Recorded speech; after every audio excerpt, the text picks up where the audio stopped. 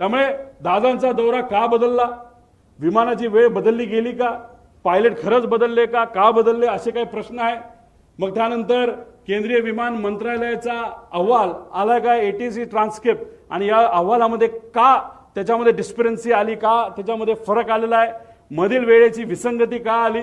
Pilot रडारचा 1 minute आधीच ते जो ट्रान्सपॉन्डर आहे तो का बंद झाला, का बंद केला गेला, विजिबिलिटी कमी असताना सुद्धा टेक ऑफ का झालं, जर टेक ऑफ पुण्याचं एअरपोर्ट बॅकअप पकडून केलं असेल तर लँड करण्याचा प्रयत्न का तिथं झाला, असा आमचा प्रश्न आहे। रनवे 29 अवेलेबल असताना, सेफ असताना, फ्लॅट असताना, कुठलंच टेन्शन तिथं नसताना,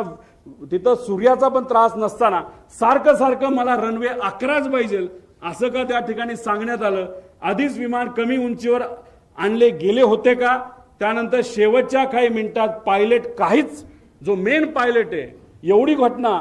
जमीन जवळ येते, विमान टिल्ट होतंय, तिथं बंद पडतंय विमान, तरी तुम्ही काहीच बोलत नाही, याचा अर्थ काय। तर याचा अर्थ जर काढायला गेलं तर मी सामान्य